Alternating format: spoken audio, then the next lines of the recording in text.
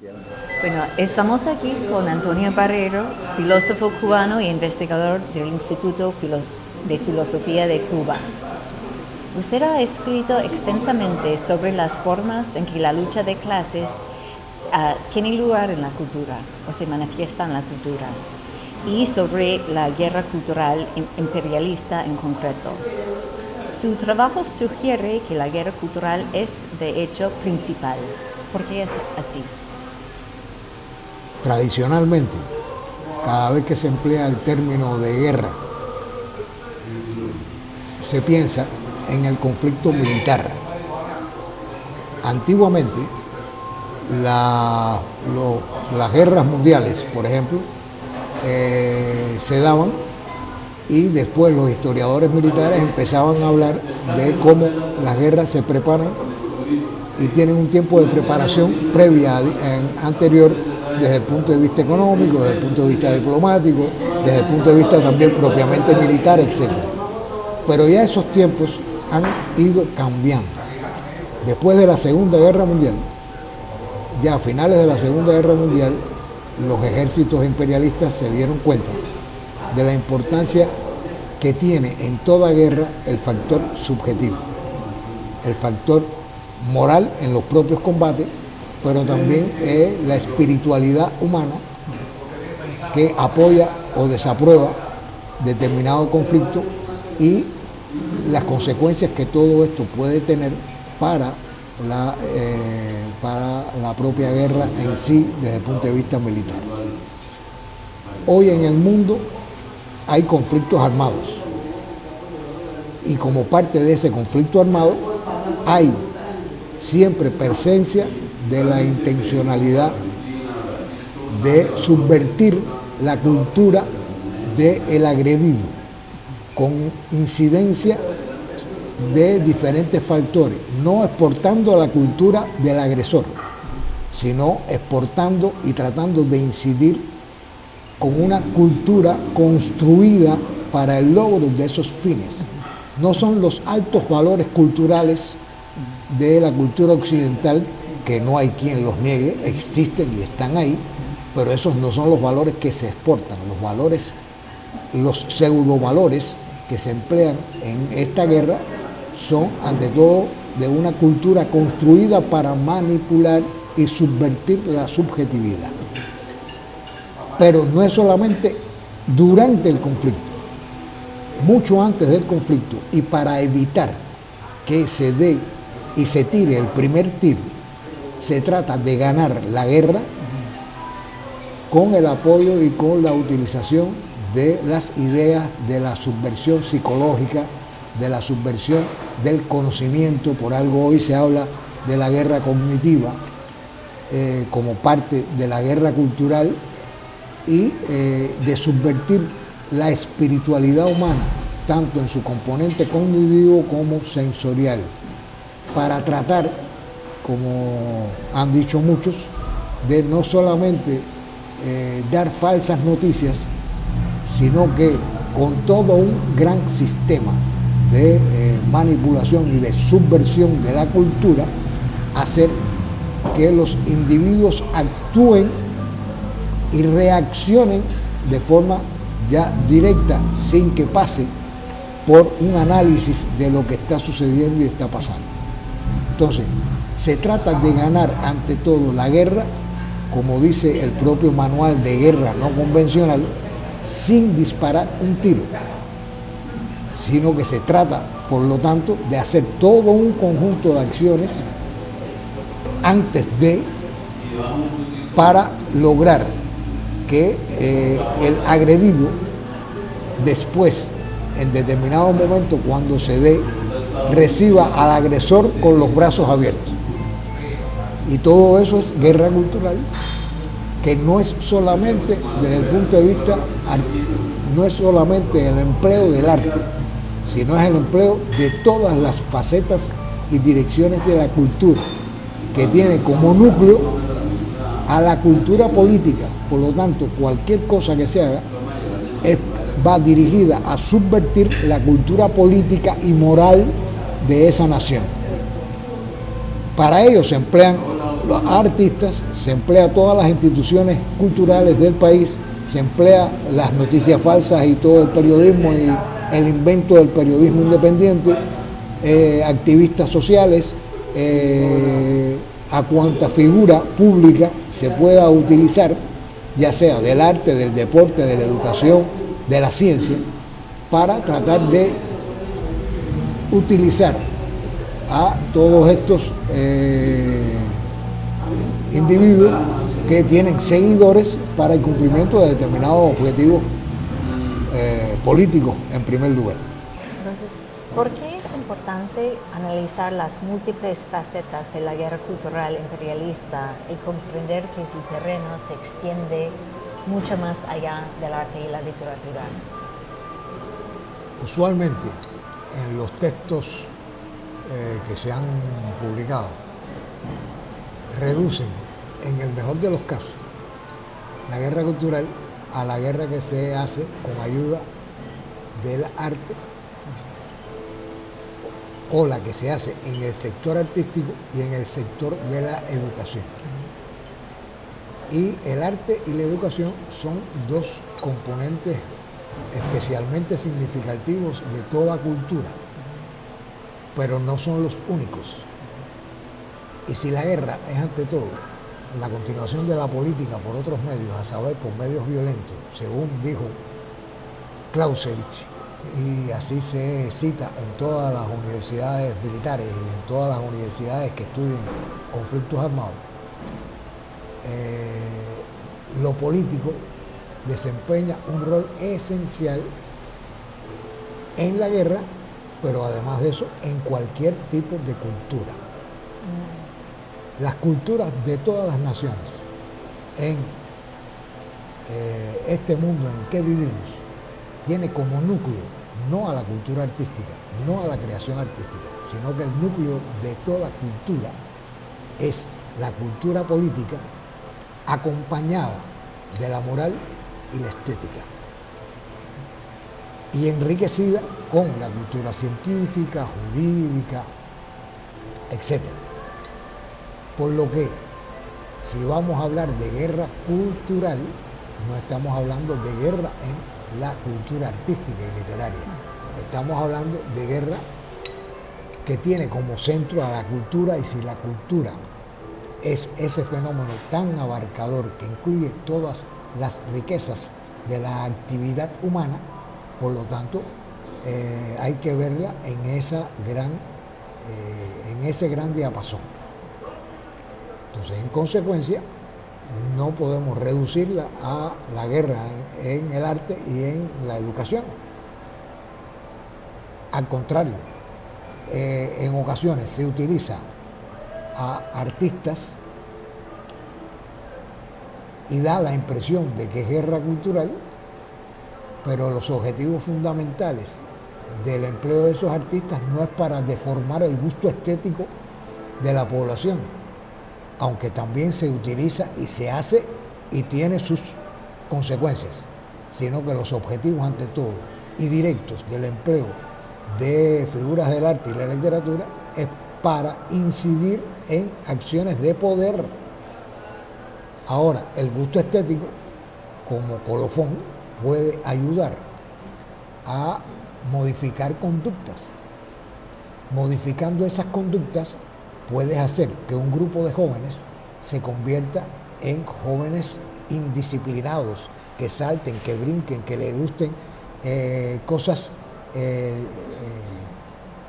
indecentes. Entonces, todo eso puede convertirse en basamento para que actúen en contra de las normas establecidas en la sociedad, y por lo tanto, si en esa actuación aparece un agente de la policía, puede entonces actuar por la violación de esas normas. La actuación de un órgano como la policía contra jóvenes en un contexto con medios de difusión masiva se puede convertir en la chispa inicial de lo que se denomina en la guerra no convencional como el inicio ya de acciones de más envergadura. Entonces, ahí vemos cómo todo esto es un sistema en el cual el núcleo es la política, acompañado ante todo de la moral y componentes estéticos, pero para el logro de esos fines se utiliza todo el sistema. ¿Y usted piensa que la guerra cultural ha sido una herramienta tanto del colonialismo como del neocolonialismo?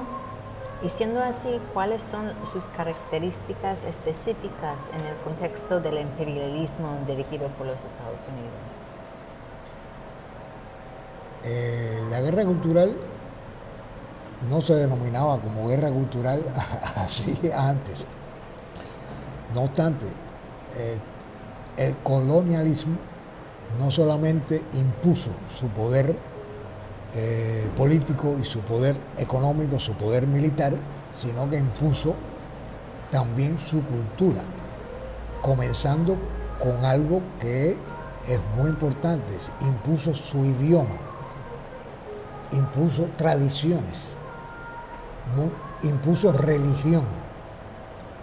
Por algo las religiones en muchos de los países, por ejemplo, de Latinoamérica, existentes en esos lugares, o como es el caso de Cuba, que trajeron mano de obra esclava de África,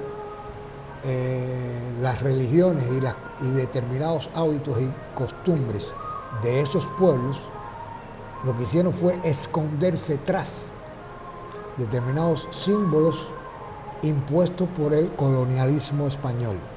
Entonces vemos cómo determinadas liturgias y determinadas vírgenes del cristianismo son adoradas por los esclavos, pero para ellos veían en esa imagen no la imagen cristiana, sino la imagen de su religión.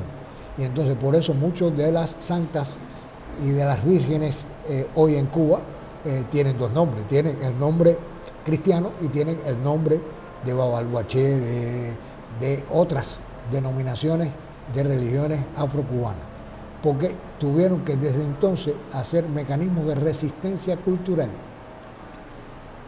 a través de los cuales lograron ir manteniendo vivas determinadas costumbres y tradiciones de ellos.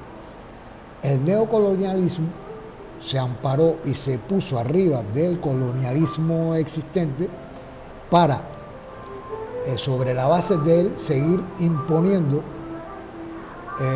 sus hábitos y valores que a ellos les interesaban.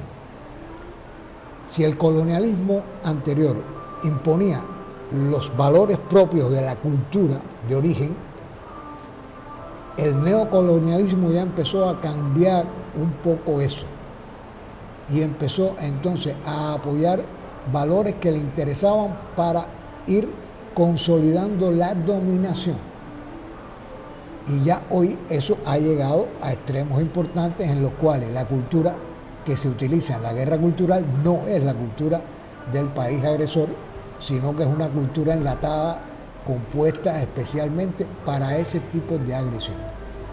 Entonces el imperialismo cultural, por algo el término imperialismo cultural no tiene el apellido de un país, aunque el líder sabemos que son los Estados Unidos, es todo un sistema en el cual utiliza el conjunto de valores de interés, los van componiendo y lo mismo utilizan fuerzas de Estados Unidos que fuerzas de Checoslovaquia, que de Holanda, o como norma se trata de utilizar en ese sistema imperial actual a las antiguas metrópolis como los principales sujetos que rigen las acciones para con los países de los cuales ellos eran las metrópolis. Por ejemplo, con Cuba, España juega un papel muy importante y se utiliza por los Estados Unidos y por Europa para cualquier acción de influencia hacia Cuba como centro director. No quiere decir que sean solamente los españoles, no, al contrario, los españoles dirigen ese proceso, pero lo mismo podemos utilizar a checos, como se ha hecho que a hondureños o hasta venezolanos. Pero todo eso en todo un sistema que emplea el imperialismo como imperialismo cultural. ¿Y cómo ha apuntado la guerra cultural dirigida por los Estados Unidos a las representaciones del marxismo específicamente? ¿Incluye esto los esfuerzos por desvirtuar y manipular el marxismo? Desgraciadamente sí. Desde que surgió el marxismo y en vida de Marx, trataban hasta de denigrar denigrar el término de socialismo y de comunismo. Hasta el empleo de esa denominación como denominación acusatoria también se empleó contra Marx y contra Engels, en ese mismo sentido de manipulación. En los Estados Unidos hay universidades que estudian de forma muy profunda y estudian directamente de la fuente de los clásicos. He conocido a varios estadounidenses que han venido a Cuba a los encuentros entre filósofos cubanos y norteamericanos, que ya tiene esos eventos una larga tradición que comenzó al inicio de los 80, que de forma espectacular explicaban y se veía que habían bebido y leído los manuscritos económicos filosóficos, Anti-Turing, el Capital, por supuesto, el Manifiesto Comunista, y que lo empleaban y que hacían análisis interesantes sobre las obras de los clásicos del marxismo. Pero el acercamiento, ante todo, se trata de dejar hasta ese nivel en el mejor de los casos y en épocas anteriores, es decir, un acercamiento académico a pensadores del nivel de Marx y Engels, que no lo pueden negar. No obstante, la tendencia esencial es silenciar al marxismo, silenciar a Marx, a Engels, y enterrar bien profundo a Vladimir Ilich Lenin. Si de Marx y Engels se habla en determinados medios, de Lenin se evita hablar. ¿Por qué? Porque Lenin fue quien llevó a la práctica las ideas de Marx y Engels y las actualizó hasta su momento histórico. Fue el que condujo la revolución socialista. Entonces ya ahí sí hay más peligro, más problemas, porque ya es como esas ideas científicas, académicas y de transformación social se pueden convertir en realidad. No obstante, después del descalabro del socialismo en Europa del Este y del desmerengamiento del socialismo en Rusia, en la URSS, y que se rompió con ese modelo de socialismo europeo, en Europa del Este, se le crearon mejores condiciones aún para seguir manipulando y desacreditando el marxismo y mucho más el leninismo. Entonces, hoy muchos textos que aparecen bajo la denominación de marxismo no son marxismo, pero además se trata de utilizar lo menos posible la denominación marxista y mucho menos la leninista. Casi que como si eso no existiera, y ahora lo más importante y lo más de moda no es ser marxista, sino ser un seguidor del pensamiento crítico. Pero es que hay muchos pensamientos críticos. La mayoría de los filósofos de verdad han sido pensadores críticos.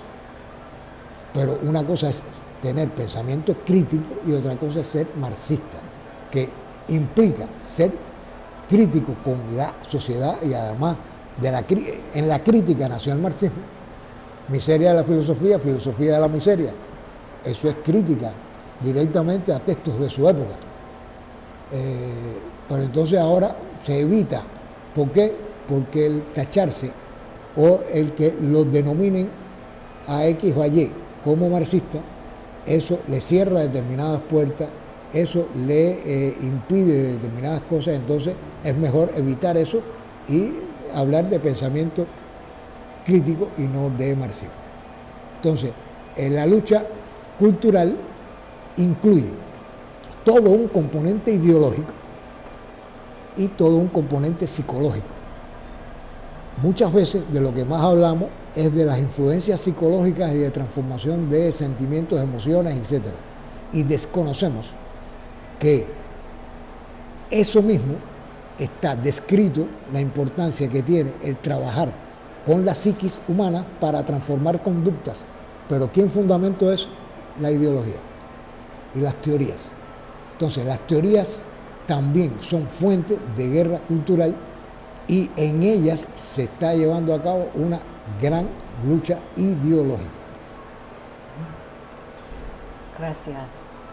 ¿Y cómo cree que la adhesión más explícita al fascismo en la cultura política contemporánea estadounidense puede alterar a sus posibilidades de perseguir la hegemonía cultural a la escala global?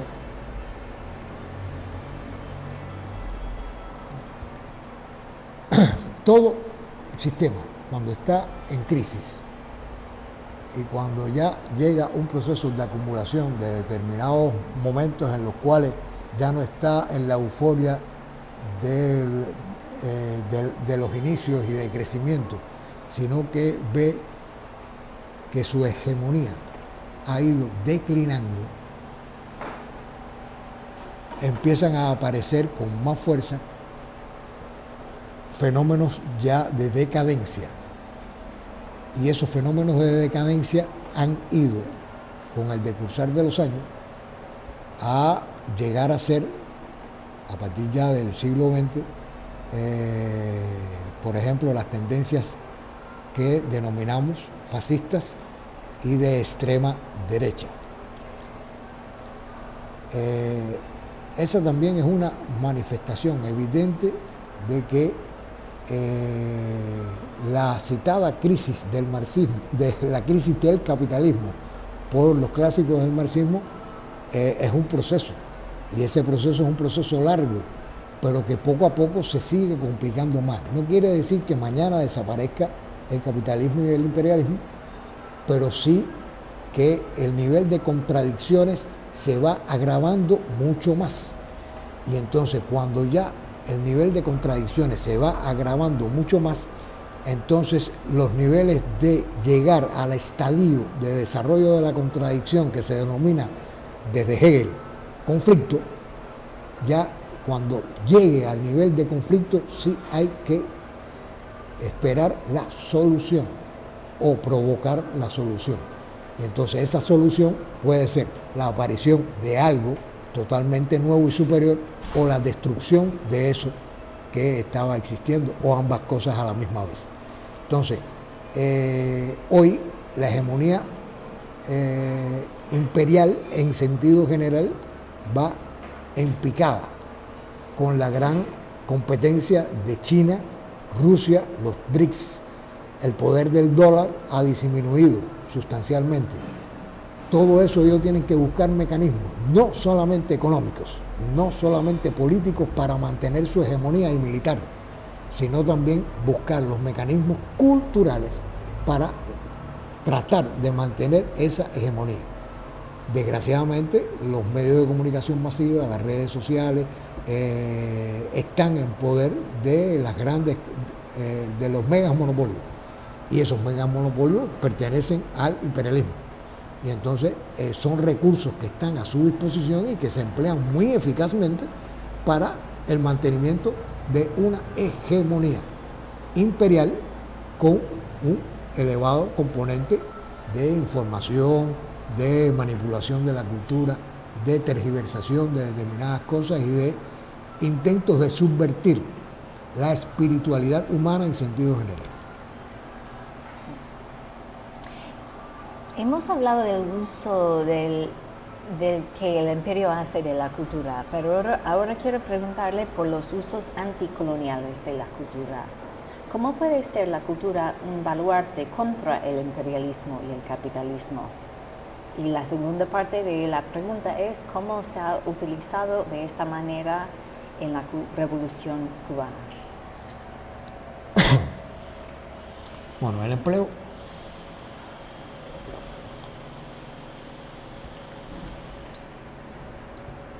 en el mundo, todos los países no están exentos de haber sufrido y estar latente dentro de sus sociedades determinadas consecuencias de esa guerra cultural que el imperio durante muchos años ha ido inoculando y que tiene como sedimento todo lo que hablamos de colonialismo y neocolonialismo.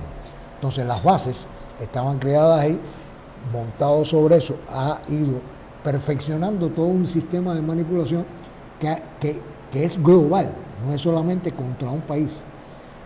Y contra cada país tratan de utilizar particularidades de cada uno de esos países.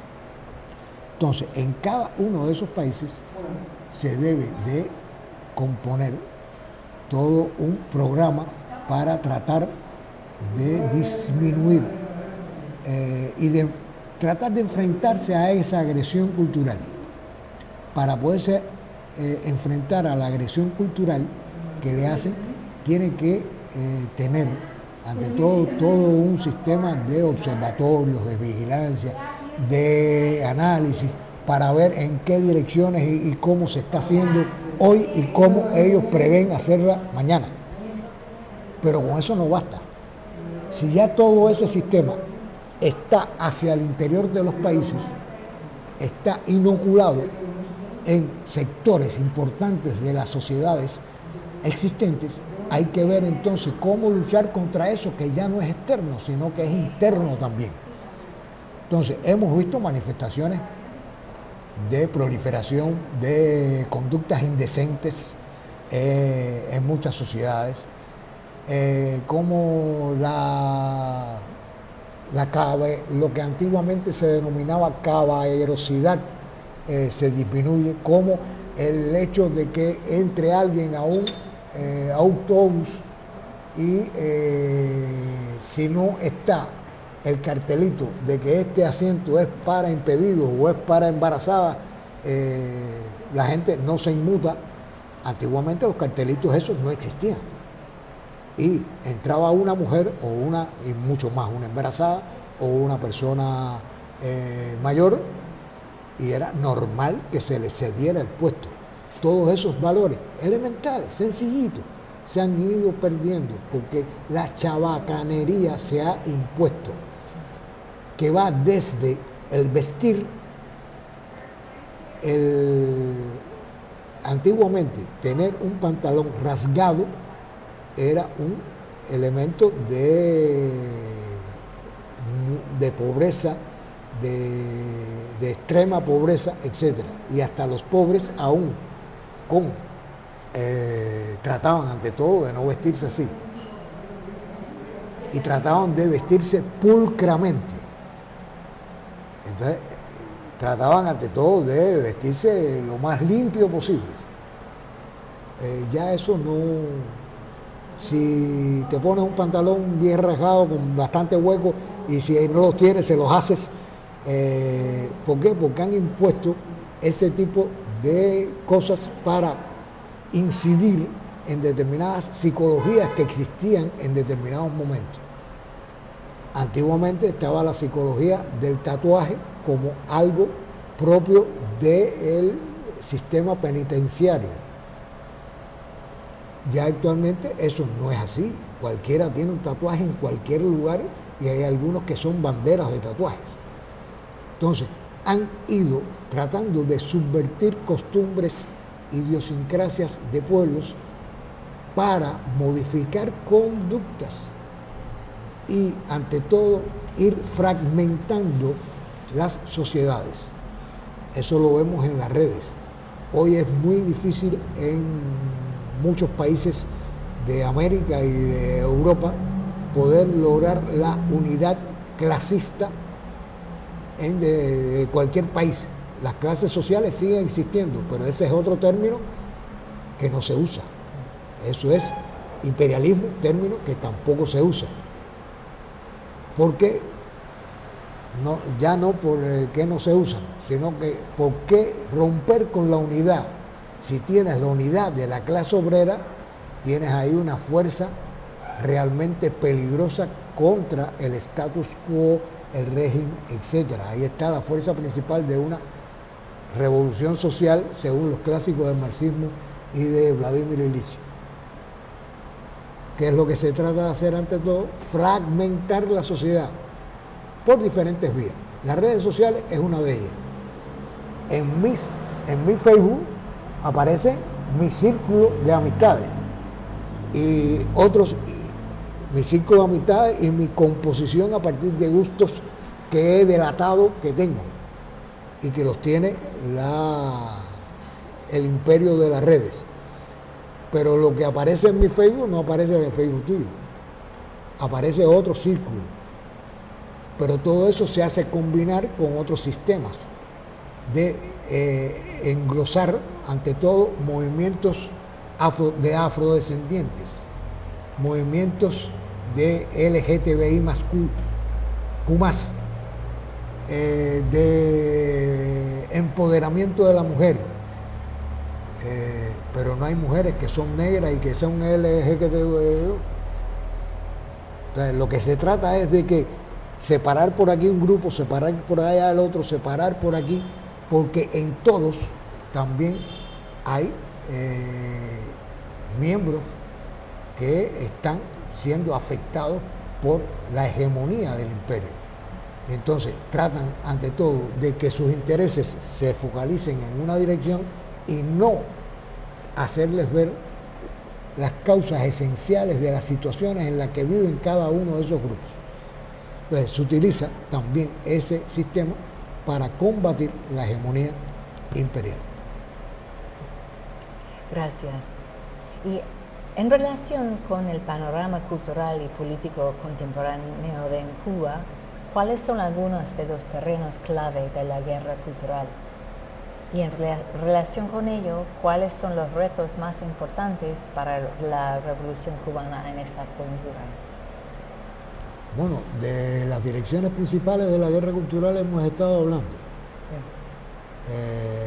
Las direcciones principales de toda guerra cultural es ante todo tratar de hacer acciones que faciliten el cambio político de determinada sociedad. Ese cambio político, hacerlo por vías que no tenga que ser el despliegue de fuerzas de invasión al país, sino que ese cambio se geste ante todo en el interior del país con fuerzas internas del país. Para lograr eso tienen que modificar ideologías, modificar formas de aprehensión de realidades y tratar de crear sujetos que favorezcan esos intereses imperiales. Entonces todo eso de lo cual hemos hablado implica retos para todas las sociedades y esos retos también están para la sociedad cubana. Entre los retos que tiene identificada la sociedad cubana desde hace muchos años, el propio Fidel Castro, Raúl Castro, el actual presidente de la Nación, la UPEC, la UNIAC, nuestros medios de comunicación, desde hace muchos años, en los congresos que se realizan, han alertado sobre todos estos problemas, etcétera, pero en ocasiones las urgencias diarias hacen que sigamos subestimando el papel de la cultura, de lo espiritual, de lo cultural. Y es verdad que sí tenemos problemas porque no hay combustible, hay que ver cómo resolver el problema del combustible. Si hay problema con la electricidad, hay que ver cómo resolver el problema de la electricidad. Pero ¿quiénes son los que resuelven el problema del combustible y la electricidad? Son hombres y mujeres con ideas, pensamientos, sentimientos. Por lo tanto, una y otra cosa hay que llevarlas a la par. Entonces, en ese sentido, hay que ingeniárselas para no, por las urgencias diarias, no visibilizar también la importancia que tienen los componentes de carácter espiritual y cultural. Esas deben ir de la mano. Por algo el Che en el socialismo del hombre en Cuba y en toda su concepción del hombre nuevo hablaba de los dos componentes de ese hombre nuevo, de la importancia de lo económico, de lo material, pero que eso debía ir aparejado del adecuado desarrollo espiritual. Sin el adecuado desarrollo espiritual tampoco va a haber un adecuado desarrollo económico. Entonces, esos fundamentos están. En Cuba hay claridad de ello y en función de eso tenemos en Cuba, liderado por figuras como Abel Prieto y la Casa de las Américas, que se ha encargado de aunar los esfuerzos de investigadores, profesores, artistas, escritores, intelectuales, y han conformado un programa que es un programa para la lucha contra la colonización cultural, un programa anticolonial que también inspirado en las ideas de Fidel y la importancia que Fidel le daba a crear conciencias.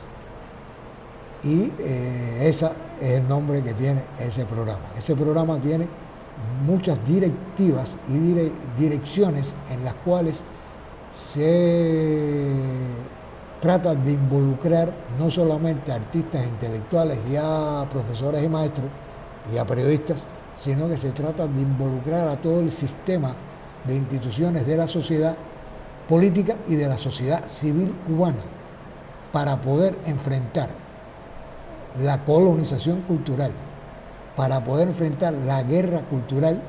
Hay que hacer un empleo sistemático de todo el sistema político del país, no solamente de un fragmentico y de un pedacito.